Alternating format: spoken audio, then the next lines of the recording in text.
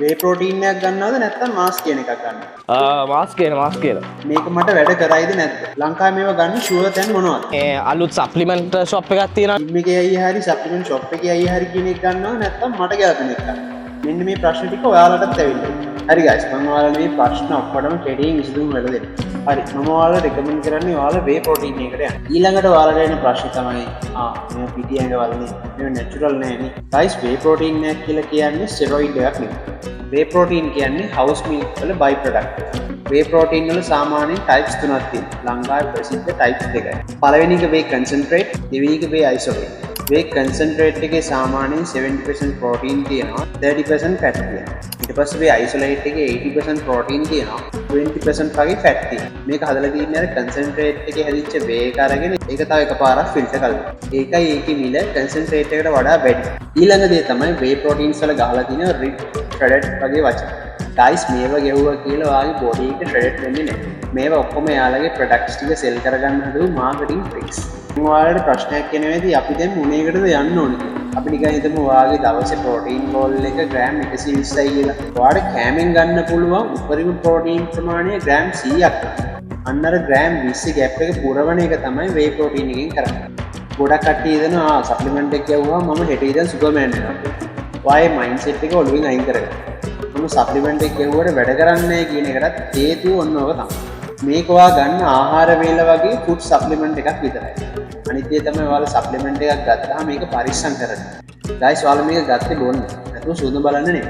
ගොඩක් කට්ටිය කියනවා කටින් එකක් නම් වේ ප්‍රෝටීන් එකක් ගන්න, බල්කින් එකක් නම් මාස් කියන එකක් ගන්න.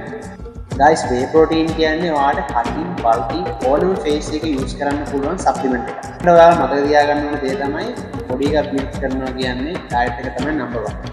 ඊළඟට වර්ක්අවුට්. හරි දැන් ඔයාලා හිර වෙලා ඉන්නේ වේ කන්සන්ට්‍රේට් එක ගන්නවද වේ අයිසොලේට් එක ගන්නවද කියලා.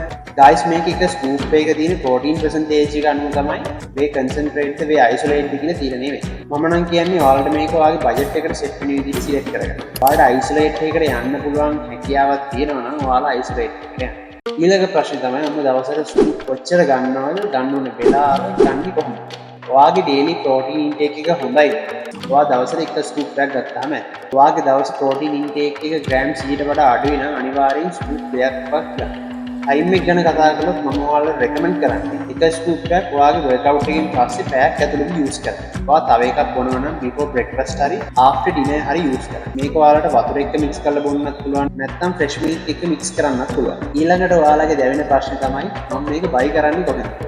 මම කියන්නේ guys ඕනම ප්‍රොඩක්ට් එක ෆේක් ප්‍රොඩක්ට්ස් තියෙනවා. ඒ නිසා ඔයාලා රෙකමන්ඩඩ් ෂොප් වලින් මේව බයි කරන්න. මම ඒ වගේම ටිකක් ඔයාලට කියන්නම්. strong.lk sport nutrition hub fitness island supplement warehouse. තව ඕන තරම් තැන් ඇති. මම මේ දන්න ටිකක් කියනවා. මම මේ හැමතැනින්ම supplements try කරලා බැලුවා. ඒ නිසා ඔයාලා try කරලා බලන්න. ඊළඟ දේ තමයි boys and girls. ඔයා supplement එකක් ගන්න කලින් ඔයාට ඕන කරන පොඩි research එකක් දාලා ඔයාට ගැලපෙනවද නැද්ද කියලා හොයලා බලන්න. යන්න කලින් ඔයා මේ product එක තියෙනවද? කියවෙනකන් shop එක ඇරලා තියෙනවද කියලා යන්න කලින් පොඩි call එකක් දාලා බලන්න. නැත්නම් සමහර තැන්වලට ගියාම අපි ගෙදරින් fix කරන් යන දේ නෙමෙයි අපි අරගෙන එන්නේ. ඒක නිසා යන්න කලින් දන්න අයගෙන් පොඩ්ඩක් අහලා ඔයත් පොඩ්ඩක් හිතලා ඔයාගේ product එක buy කරන්න. එහෙනම් guys මේ වීඩියෝ එකකින් ඔයාලට වැදගත් දේවල් ලැබුණා නම් like කරලා subscribe කරලා දාගෙන ඉන්න. එහෙනම් guys එකක් මහරකයක් දෙයියෝ